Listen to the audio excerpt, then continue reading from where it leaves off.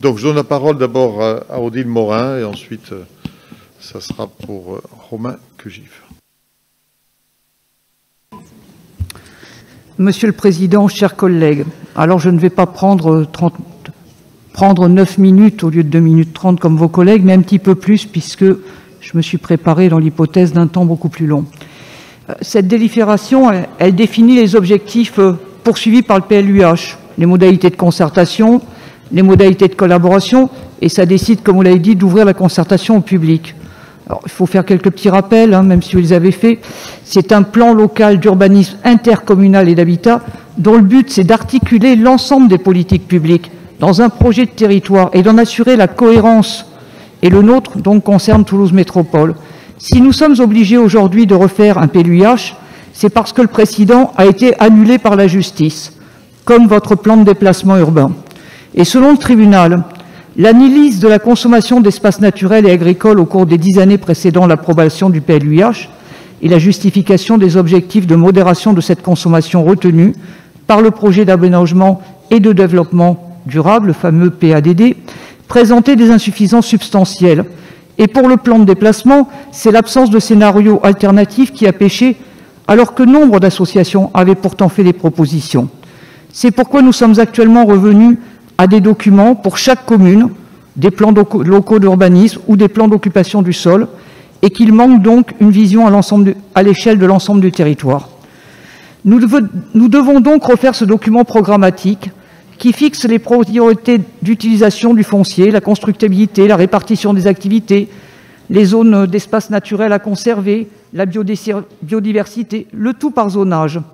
Et nous devons le faire avec soin, nous assurer de la prise en compte de l'ensemble des enjeux et nous assurer cette fois-ci de la conformité du document. Dans ce PLUH, on va retrouver une planification des règles d'urbanisme et les orientations d'aménagement et d'habitat. Tout s'imbrique et nécessite d'avoir une vision globale. Il doit se construire en concertation avec l'ensemble des citoyens de la métropole. Son enjeu rend nécessaire l'organisation d'une concertation de très grande qualité. Je devrais d'ailleurs plutôt parler de co-construction, ça serait beaucoup plus adapté.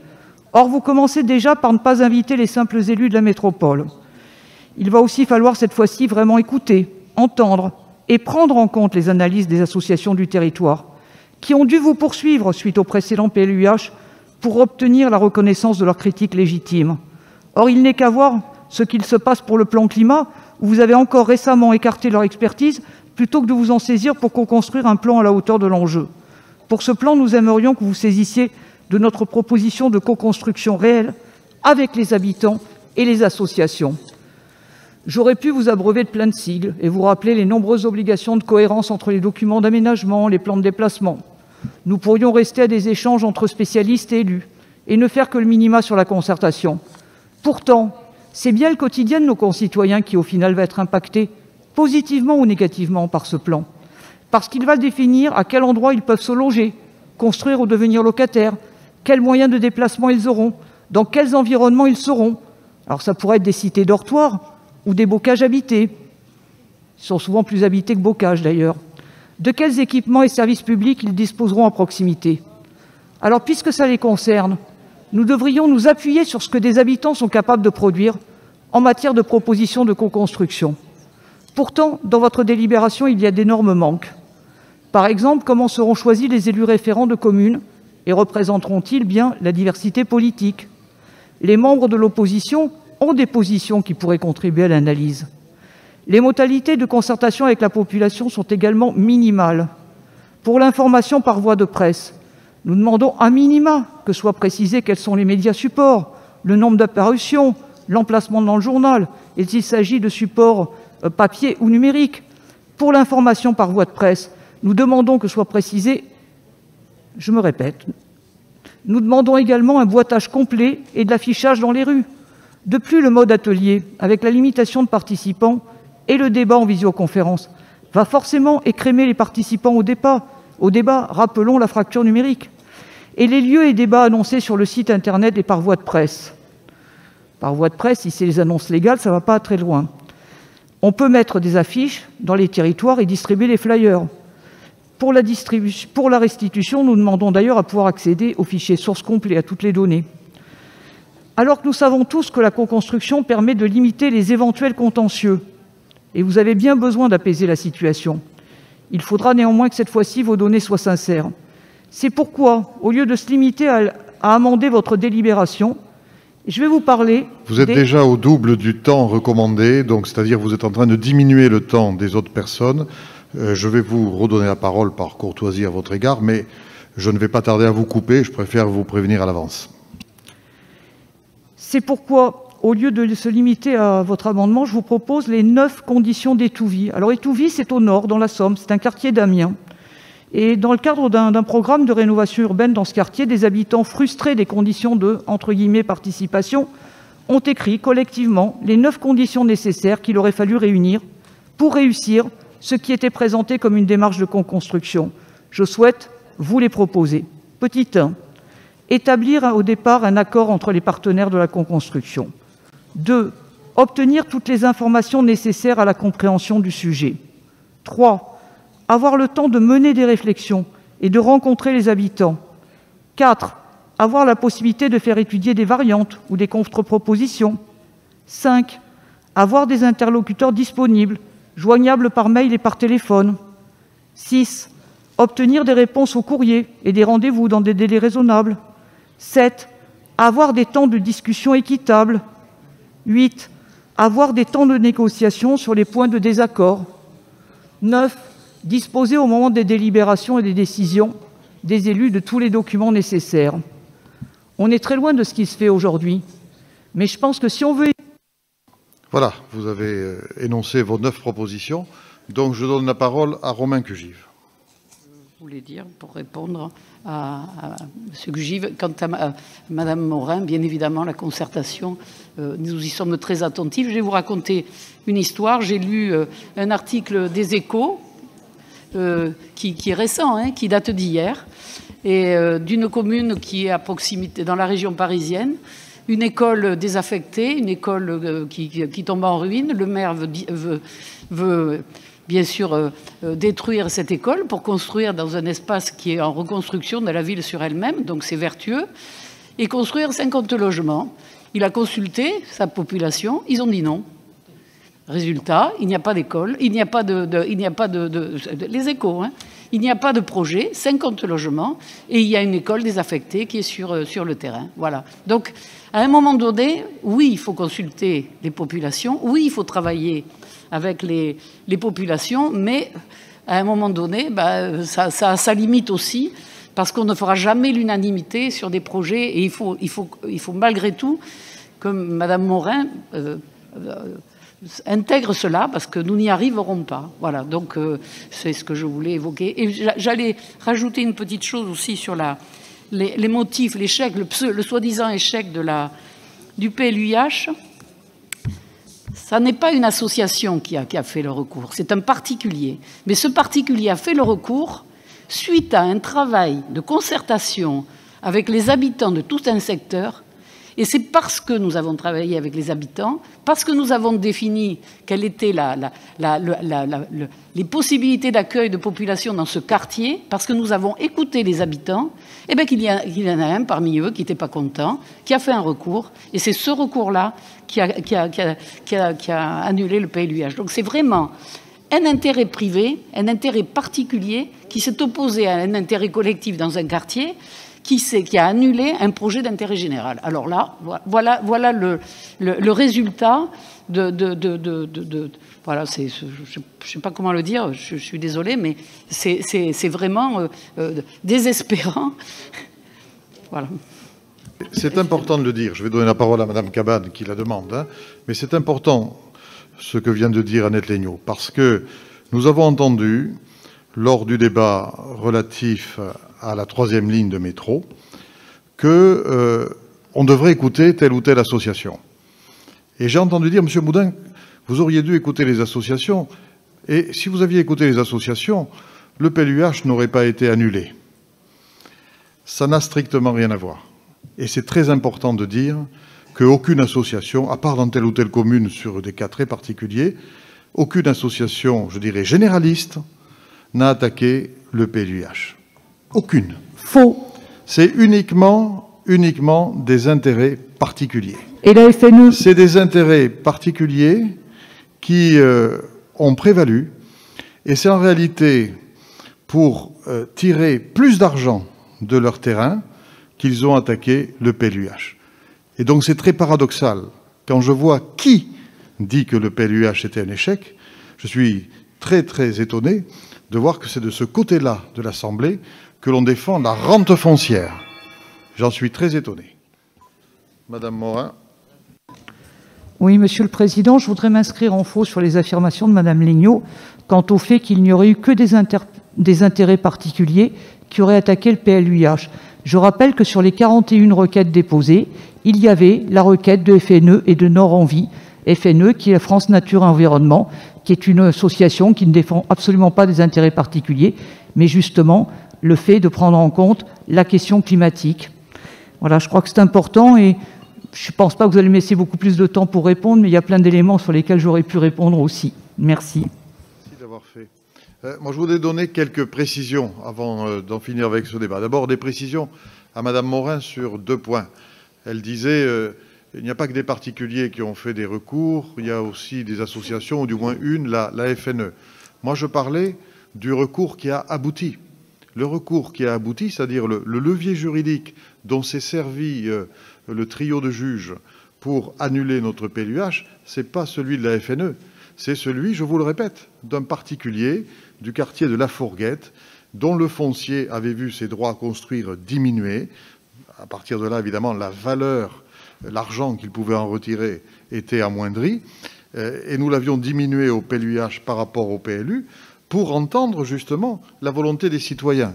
On ne peut pas d'un côté nous dire « vous n'écoutez pas assez les citoyens » et en même temps nous dire « ah, voyez, hein, c'est parce que vous n'écoutez pas que vos documents sont annulés ». À un moment, on ne peut pas se servir de tous les arguments dans tous les sens sans aucune cohérence.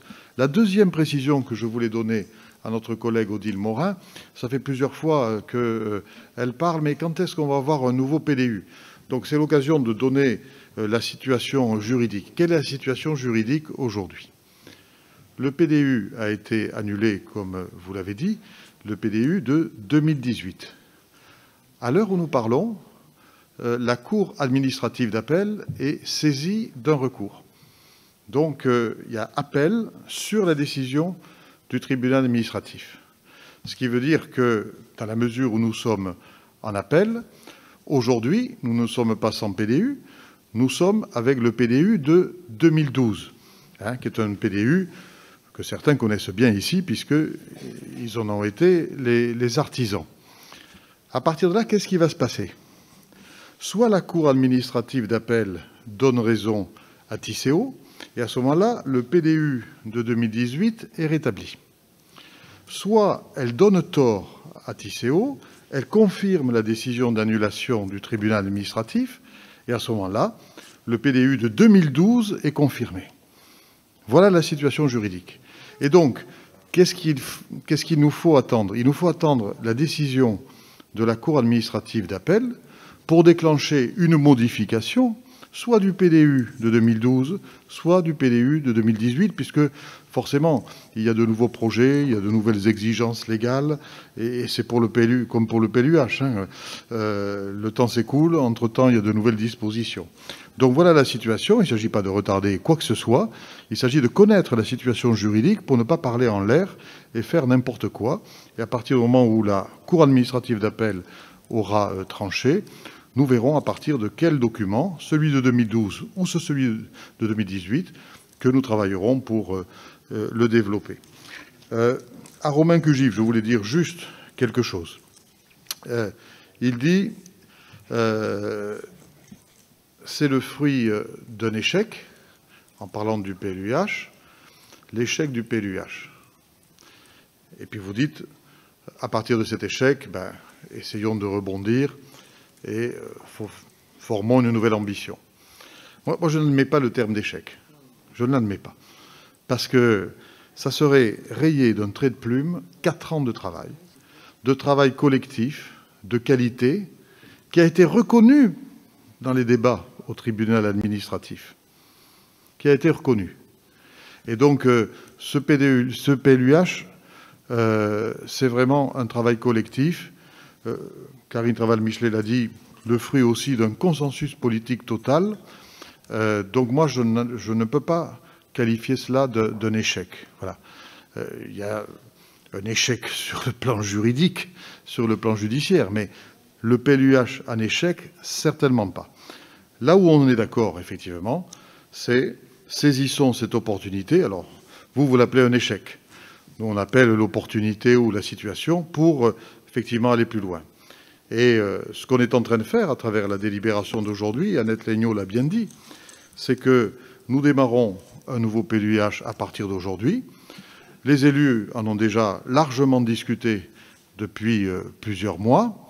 Et la conséquence de tout ça, c'est que nous allons être la première métropole de France à avoir un PLUH correspondant aux nouveaux objectifs, notamment les objectifs de sobriété foncière. Voilà. Et donc, d'une situation, effectivement, qui nous a causé beaucoup de difficultés, dont on se serait passé, le but aujourd'hui, c'est d'être positif, de construire, de se tourner vers l'avenir, de ne pas éternellement râler, même si on pourrait le faire, et de dire, ben voilà, il y a de nouveaux objectifs et on doit être effectivement à la hauteur et ambitieux. À Hélène Cabane, également, quelques précisions. Vous avez lu un extrait de la décision de justice et vous avez conclu, c'est bien la surconsommation foncière qui a été censurée par le tribunal administratif. La vérité, c'est pas ça. Le raisonnement du juge, il est de dire, et vous l'avez en partie dit dans la citation, il est de dire la consommation foncière passée, des 10 années passées, elle est mal calculée. Et donc, comme elle a été mal calculée, les objectifs de consommation pour l'avenir, prévus dans le PLUH, sont mathématiquement faussés. Ce qui veut dire que le juge ne dit pas il faut consommer moins d'espaces naturels, agricoles et forestiers. Il ne dit pas ça. Puisque, en réalité, la décision du juge, elle fait passer 400 hectares qui étaient espaces naturels fonciers au PLUH en constructibles. Donc, il dit simplement il y a eu un calcul initial sur le passé qui était faux. Et à partir de là, il juge que tout est faux. Bien. Donc, il faut être précis quand on dit les choses. Le juge ne censure pas les choix faits par les élus en matière de consommation foncière. Il censure la méthode de calcul du passé. Et ce qui s'est passé depuis l'élaboration du PLUH, c'est qu'entre-temps, l'État a légiféré et nous a enfin donné un cadre technique national qui fait que ce type de risque, il est désormais évité. Et d'ailleurs, puisque nous nous sommes beaucoup disputés ces derniers temps, au sens de la disputatio romaine, bien évidemment, comme nous nous sommes beaucoup disputés sur les questions de chiffres par rapport au PCAET, le vœu que je formule, et d'ailleurs à France Urbaine, avec Johanna Roland, on est en train de l'inscrire dans la plateforme qu'on va envoyer à tous les candidats à l'élection présidentielle, c'est que l'État mette au point, sur toutes ces questions du climat, qui prennent une importance considérable dans nos débats ici et ailleurs, que l'État mette au point des indicateurs fiables, des indicateurs discutés, collectivement élaborés, scientifiquement élaborés, de manière à effectivement que l'on cesse d'avoir ce débat entre d'un côté nos équipes à nous d'ingénieurs, de services, de bureaux d'études, et par ailleurs des bénévoles associatifs qui se réfèrent à leur propre choix. Voilà. Effectivement, les querelles de chiffres, ça n'éclaire pas, et personne, je pense, ne défend ce type de querelle. Donc, nous émettons ce vœu, parce que le pays en a besoin pour des sujets qui sont devenus importants.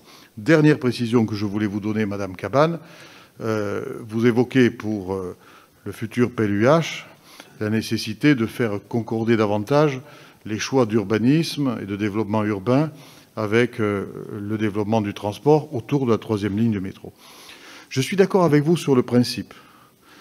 Effectivement, il faut faire concorder le développement des transports avec le développement urbain.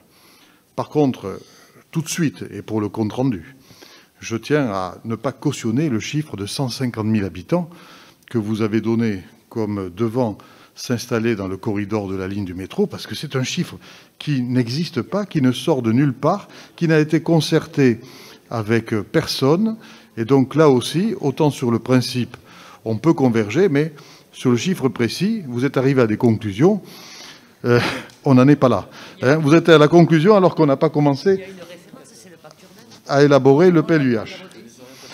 Voilà, donc on a un pacte urbain qui a été voté, comme me le rappelle et nous le rappellent Karine Drall-Michelet et Joseph Carle, mais il n'y a pas un chiffre. Au jour d'aujourd'hui, il nous faut travailler à partir de ce pacte urbain et aller dans ce sens, mais on verra à quel chiffre on aboutira. Bon, voilà les précisions que je voulais donner avant le vote de cette très importante délibération. Qui ne participe pas au vote? Qui s'abstient? Qui vote contre? C'est adopté. Je vous remercie.